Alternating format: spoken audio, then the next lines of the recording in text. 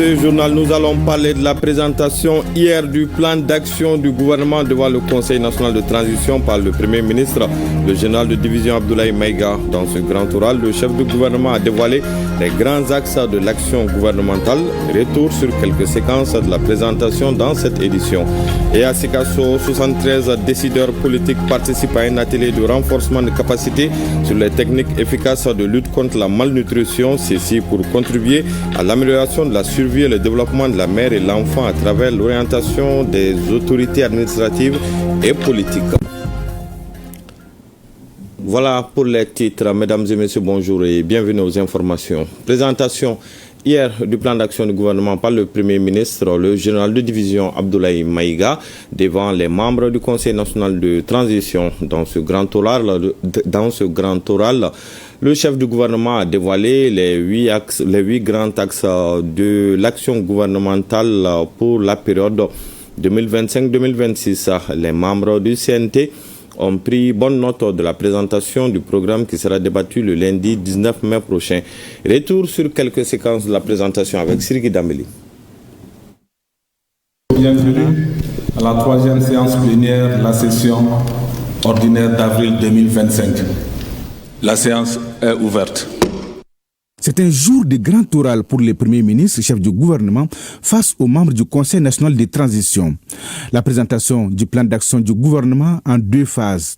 Une cérémonie solennelle et pleine de signification et pour l'exécutif et pour le législatif dans un contexte pas facile. Au regard des différents enjeux de la crise multidimensionnelle de laquelle notre pays est en train de se remettre, je voudrais rendre un vibrant hommage au vaillant peuple malien pour sa résilience et son sens élevé de discernement en cette période cruciale de l'histoire de notre pays.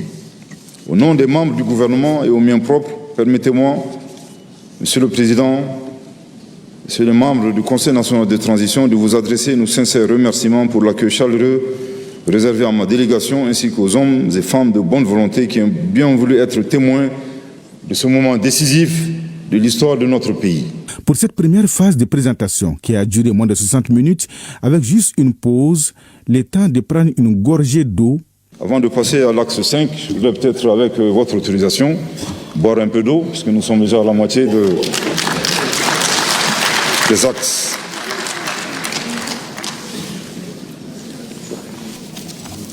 Merci. Il s'agissait pour le Premier ministre de définir ses priorités pour la période 2025-2026, à savoir la sécurité, les réformes politiques et institutionnelles, la satisfaction des besoins fondamentaux des citoyens, la santé, l'éducation, la stabilité sociale, la diplomatie et la préparation des élections. Des annonces fortes ont été faites par le Premier ministre dans les domaines concernés. Il reste maintenant aux membres du CNT de débattre et d'approuver cet ambitieux plan d'action le lundi prochain pour le bonheur des Maliens. Et en tête de liste des axes du plan d'action du gouvernement, il y a le renforcement de la défense et de la sécurité, suivi des réformes politiques et institutionnelles.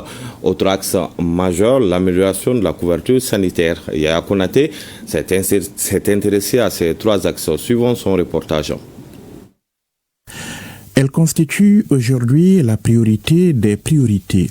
Logiquement donc, les questions de défense et de sécurité sont en première ligne dans le plan d'action gouvernemental proposé par le Premier ministre, tout comme dans la lettre de cadrage dont il découle.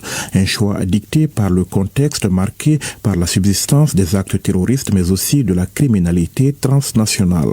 Tout en saluant les succès remportés par les FAMA, marqués par la reprise de zones stratégiques, la neutralisation d'importants groupes terroristes et la sécurisation d'espaces reconquis, le gouvernement s'engage à redoubler d'efforts dans la sécurisation du territoire et la protection des personnes et de leurs biens. Cela se traduira notamment par des actions de renforcement des capacités opérationnelles des forces armées et de sécurité. Pour soutenir les actions salvatrices de nos vaillantes forces de défense et de sécurité, il sera procédé à l'acquisition de nouveaux matériels et équipements majeurs, la construction des camps militaires notamment à Bougouni, Koutiala, Sam, Kita, Djema, Nyoro du Sahel, et le mémorial dont la construction a déjà commencé pour immortaliser nos héros tombés sur le théâtre d'opération, la construction et l'équipement de l'hôpital militaire de Banangoroni, le recrutement et la formation de 15 000 hommes supplémentaires, et la mise en place à travers l'opération Dugukoloko de plateformes opérationnelles.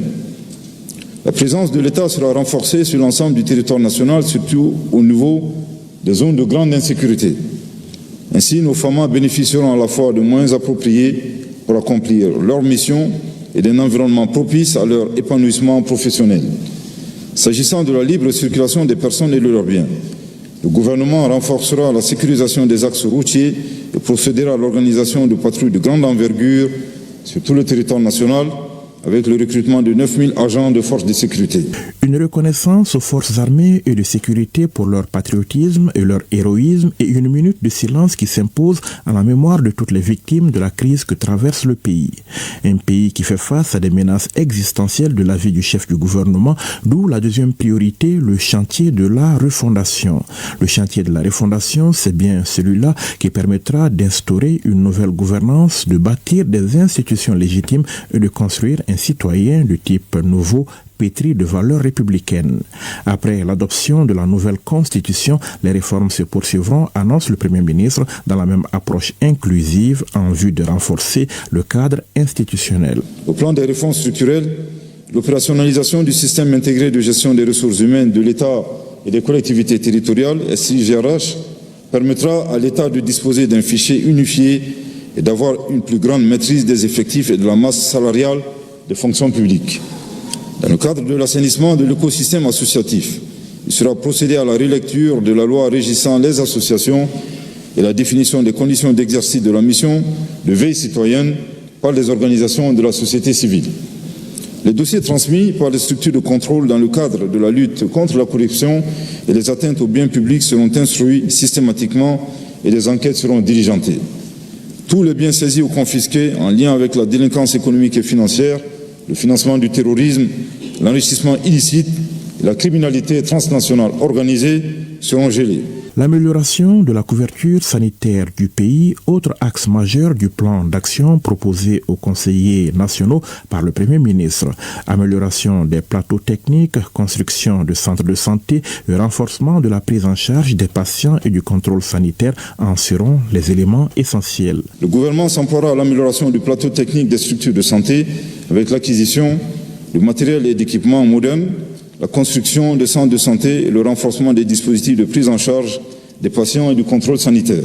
Ainsi, il sera mis en place 7 cliniques modulaires, un laboratoire médical de type P2, 3 centrales de production d'oxygène, des incinérateurs dans des CSCOM de 102 communes, un gamma caméra et des systèmes solaires pour le fonctionnement des Genxpert.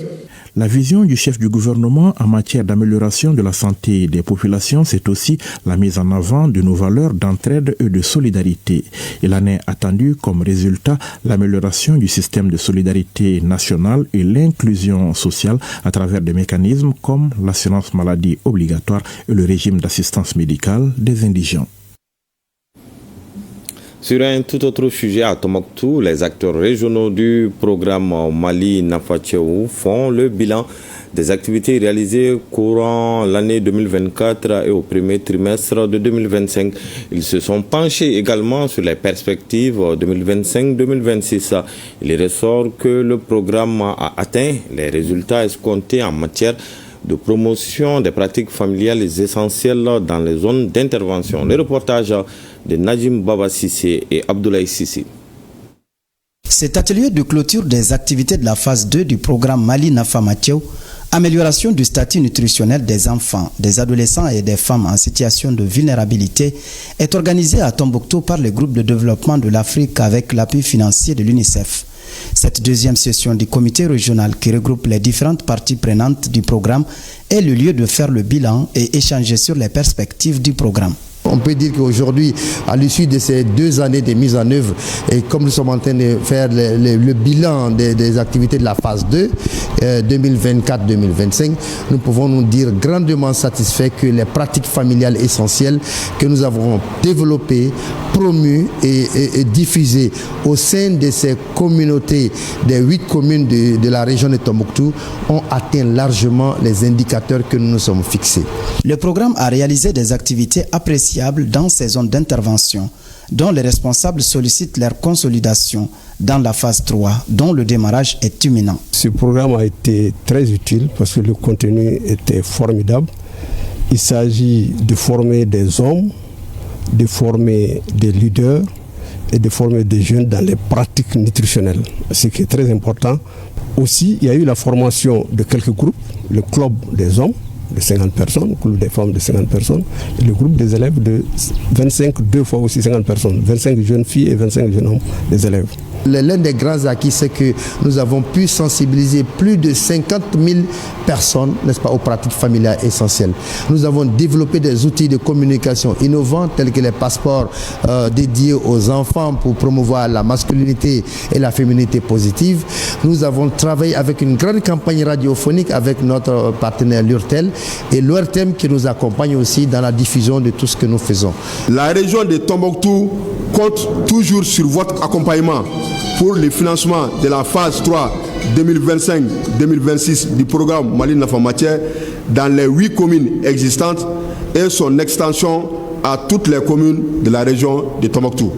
Les autorités administratives et politiques de la région de Tombouctou vous rassurent de leur disponibilité à vous accompagner pour l'atteinte des objectifs assignés. Cette session est marquée par la remise d'attestations et de récompenses aux structures et personnalités qui ont vaillamment contribué à la réussite des activités du programme dans les communes d'intervention. À Sikasso, 73 décideurs politiques participent à un atelier de renforcement de capacité sur les techniques efficaces de lutte contre la malnutrition.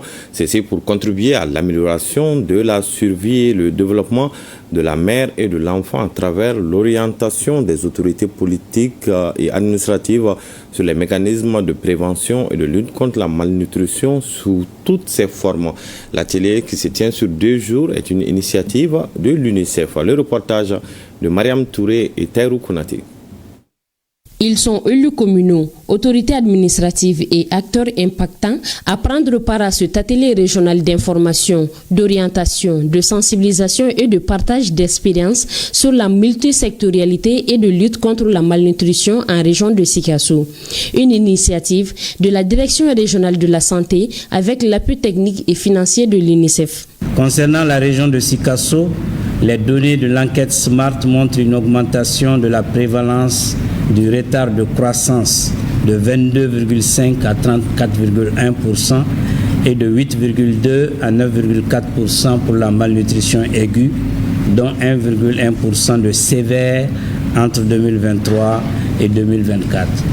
Afin de minimiser les répercussions de cette situation persistante, l'UNICEF, en partenariat avec les acteurs clés, ont opté pour le renforcement de l'approche multisectorielle autour de cette question de malnutrition en fonction de la nature de ses déterminants.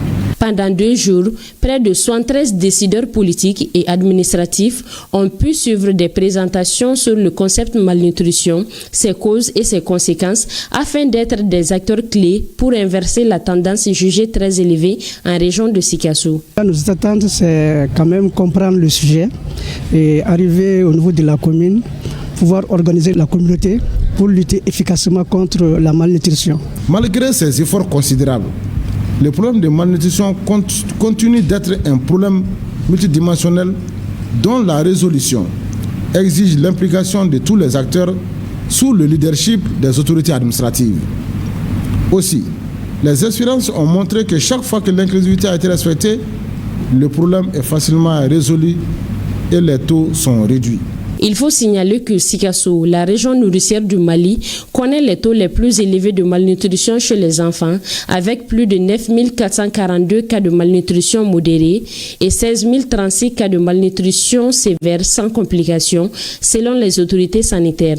Une visite de terrain au centre de santé de référence de Sikasso a permis aux participants de mesurer l'ampleur du phénomène.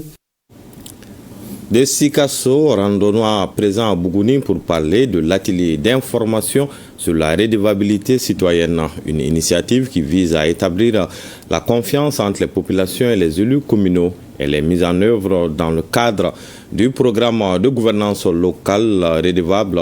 400 jeunes ont été formés dans le cadre de ce projet qui touche à sa fin dans la région de Bougouni. Le reportage de Abdul Karim Konaté et Djibril Barayogo. La politique de décentralisation développée et mise en œuvre au Mali depuis 1990 avait pour ambition de renforcer la confiance entre les citoyens et leurs élus. Après 30 ans d'opérationnalisation, le constat est amer. C'est pourquoi les acteurs du programme Gouvernance locale redevable PGRL+, dans sa phase initiale, ont amorcé le retour de la confiance grâce à la participation des femmes et des jeunes aux instances de décision communales. Les jeunes que nous avons formés, surtout en recherche et en théâtre, en comédie, en slam, ces jeunes, on a fait de la recherche au niveau des communes. Les gens ont parlé des différents problèmes qu'ils vivent avec la mairie, et la mairie également a raconté ce qu'elle vit également avec les populations, et ces différentes données recueillies ça et là auprès des populations ont été utilisées pour produire un rapport lors des restitutions devant les maires, devant les communautés, incitant ainsi les populations à aller payer la TDRL, s'acquitter de leurs taxes. Cet atelier du conseil consultatif organisé par les acteurs du programme de gouvernance locale et redevable a pour objectif de renforcer le contrat social entre les autorités communales et la population, ce qui démarre une nouvelle étape vers une gouvernance plus proche des citoyens, plus transparente et plus efficace. 79% des jeunes activement engagés dans la gestion des affaires locales. 400 jeunes formés sur les thématiques portant sur le leadership féminin, l'engagement citoyen et le renforcement de l'autonomisation socio-économique des jeunes, la transparence et la redevabilité dans la gestion des affaires publiques. Ces chiffres ne sont pas que des statistiques. Ils représentent une transformation profonde de notre tissu social et politique. Des sketchs de sensibilisation sur le paiement des taxes et impôts et la redevabilité ont marqué la cérémonie d'ouverture de cet atelier qui dure 2 jours. Actualisation du plan de contingence de la région de Tombouctou. Elle vise à anticiper, à répondre aux situations de catastrophes et de crises dues aux effets néfastes du changement climatique. Prennent part à cette rencontre les autorités administratives, les représentants des services techniques et la direction régionale de la protection civile. Les précisions avec Saloum Konati. Les menaces et les risques auxquels nous sommes confrontés sont de plus en plus complexes et imprévisibles. Les catastrophes naturelles et de nombreux autres scénarios nous rappellent à quel point il est important d'être préparé et de pouvoir réagir rapidement et efficacement. C'est ce qui justifie cet espace d'échange entre les différents acteurs concernés. Il s'agit d'examiner le plan de contingence existant et veiller à ce qu'il soit à jour. Cette année, nous avons pu anticiper l'actualisation de ce plan, ce qui va nous permettre de gagner du temps, parce que les années précédentes, on a eu à les faire en plein hivernage. Donc ça va nous permettre de se préparer, d'abord en faisant un retour d'expérience sur l'année 2024 qui a été vraiment une année dure pour les populations et pour les autorités. Donc ça va nous permettre de mieux préparer les populations, mieux les sensibiliser et mieux les orienter afin de minimiser les dégâts et les impacts qu'eux-mêmes ils vont avoir quand une catastrophe va arriver. Cet atelier qui nous réunit aujourd'hui ne se limite pas seulement à une simple réunion technique. Il constitue un espace de dialogue et de concertation pour que chaque acteur, service technique, ONG, représentants communautaires puissent comprendre, s'approprier et contribuer aux activités du plan de contingence multirisque. Ce plan actualisé va permettre de réajuster les interventions et aussi de se préparer en cas d'alerte. Le document de plan de contingence régional multirisque 2025-2026 regorge-t-il de méthodologies solides pour une bonne coordination de la gestion des crises et catastrophes et à tous les niveaux. L'anticipation de cette année va certainement nous permettre de mieux nous préparer en prenant les dispositions idoines dans le cadre de la prévention, la prévision et la préparation, en sensibilisant et en informant les populations. Le directeur de cabinet a également remercié les différents partenaires techniques et financiers qui ont rendu possible le présent atelier. Tenue à Kaya de l'atelier de mobilisation autour du pacte de stabilité sociale et de croissance à l'intention des cadres de l'Union nationale des travailleurs du Mali et de la région. L'objectif est de permettre aux militants de jouer pleinement leur rôle afin de garantir les intérêts matériels et moraux de leurs bases respectives. Ceci afin d'instaurer un climat de paix et de stabilité sociale. Le point avec Kansutu Kanouti. Organisé par l'Union régionale des travailleurs de Kay, l'URTK, en collaboration avec l'UNTM et l'ONG Friedrich Ebert Stiftung, cet atelier a regroupé plusieurs militants et travailleurs autour de 5 thématiques, à savoir le dialogue social, la liberté syndicale, la politique de rémunération, la promotion du secteur privé et la promotion de la sécurité et de la santé au travail. Lors du 14e congrès de l'Union nationale des travailleurs du Mali, l'amer constat a été fait et à ce niveau, le bureau exécutif de l'Union nationale des travailleurs du Mali aussi a recommandé à toutes ces structures d'engager une campagne de formation et de renforcement des capacités des militants. Alors ici, l'Union régionale des CAI, fidèle aux idéaux de l'UNTM, aussi a initié une série de formations et de renforcement des capacités dans la région. Et là, nous avons pris en fait 3 sites. Cette formation est d'une importance capitale, non seulement pour les responsables syndicaux, mais pour toute la région, parce que le thème central de cet atelier concerne l'apaisement du climat social dans le milieu du travail et dans la région des CAI ici. Donc dès que ces responsables syndicaux sont formés dans les cadres des négociations, dans le cadre de la connaissance des textes régissant le travail, sinon l'exercice des libertés syndicales, et cela permettra quand même d'avoir un climat social apaisé et aussi dans le cadre des négociations que les travaux de négociation, les échanges puissent se dérouler dans de parfaites conditions. Donc c'est une très bonne initiative que nous saluons à juste titre, parce que tout ce qui concerne l'apaisement du climat social est un atout pour le développement de la région. Rappelons que cet atelier de mobilisation autour du pacte de stabilité sociale et de croissance à l'intention des cadres de l'IRTK a démarré du 8 au 10 mai 2025 et a concerné 3 localités, Sadioula, Kenyeba et Baflabé. Dans la capitale de l'Or Blanc, les rideaux sont tombés sur la 3e édition du concours de physique-chimie dénommé Prix Modibo Togora Aïchata. Tangaju Sanogo, élève de la 11e science du lycée Kone Danzier de Koutchala, a obtenu 19,50, la plus forte note de toutes les catégories. Avec cette performance, elle a gagné le prix de la meilleure fille et celui du meilleur élève. Le prix Modibo Togora est une initiative du Club des Amis des sciences physiques de l'Académie de Koutchala. Il vise à promouvoir l'excellence scientifique et à valoriser les talents scolaires dans le domaine des sciences physiques. Le reportage de Brahima Kone et Amadou Dolo. Le concours de physique-chimie dénommé Prix Modibo Togora est une initiative du Club des Amis des sciences physiques de l'Académie de Koutchala, Kasbak. Cette année, la 3e édition de cette activité pédagogique et scientifique a permis de mettre en compétition 169 élèves issus des établissements publics et privés. Le Prix Modibo Togora poursuit 3 objectifs fondamentaux. 1. Préparer mentalement les élèves des séries scientifiques à l'excellence. 2. Démystifier les sciences physiques. 3. Attirer plusieurs apprenants vers les filières scientifiques. Un concours des talents, un avenir.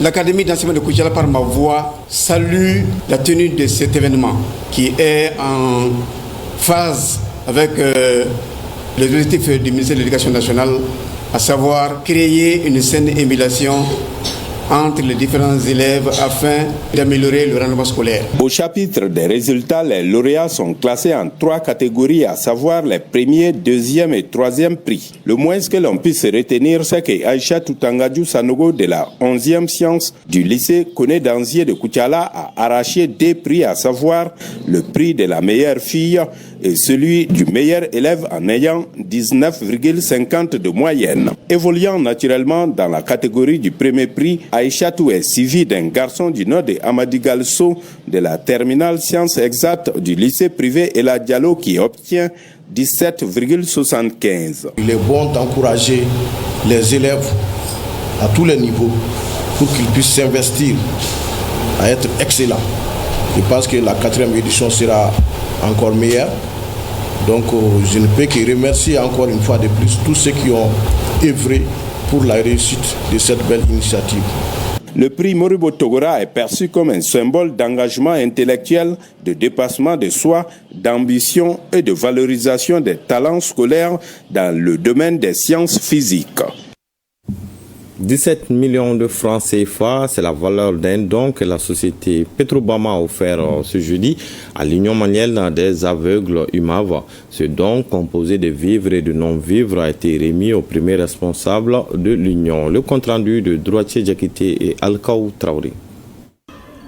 Ce don est constitué de 400 sacs de riz, de 20 bidons d'huile, de 100 matelas une place, des tissus à coudre et beaucoup d'autres vivres. C'est une vidéo enregistrée sur le quotidien des non-voyants et malvoyants publiée sur les réseaux sociaux qui est à la base de ce geste humanitaire. C'est la marraine de l'IMAF qui nous a envoyé cette vidéo-là personnellement et je l'ai transférée au directeur général ce jour-là.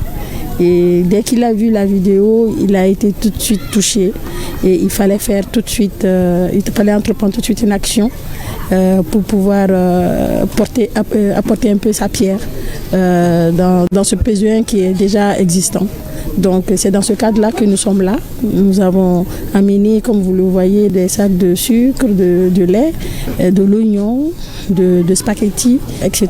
C'est une valeur de 17 millions déjà, entièrement financée par la société Petrobama. Sous le poids de l'émotion, le président de l'Union malienne des aveugles, accompagné de la marraine des enfants de l'UMAV, a reçu ce soutien avec beaucoup de bonheur qui va soulager près de 600 personnes en situation de vulnérabilité. Sentiment de joie, sentiment de satisfaction, sentiment de redevabilité également. Nous remercions beaucoup Petrobama qui vient accompagner les efforts des autorités de la transition en nous gratifiant pour aider, faciliter la scolarisation de 450 enfants à Bamako et de plus d'une centaine autres à Ségou et Gao. Nous en sommes très enchantés. Le besoin est toujours là. Je dis bien, c'est vrai, l'État fait quelque chose, mais l'État ne peut pas tout faire parce que nous sommes en période de guerre. Donc c'est pourquoi toutes les actions de bonne volonté sont les bienvenues. Après une oreille attentive aux autres difficultés qui font face l'UMAV, la société Petrobama promet de revenir très prochainement avec les mains encore pleines. C'est sur cette belle initiative que prend fin ce journal. Prochain rendez-vous avec l'information, c'est à 20h avec Kadidia Toukouné. Quant à moi, je vous donne rendez-vous demain 13h avec le même plaisir.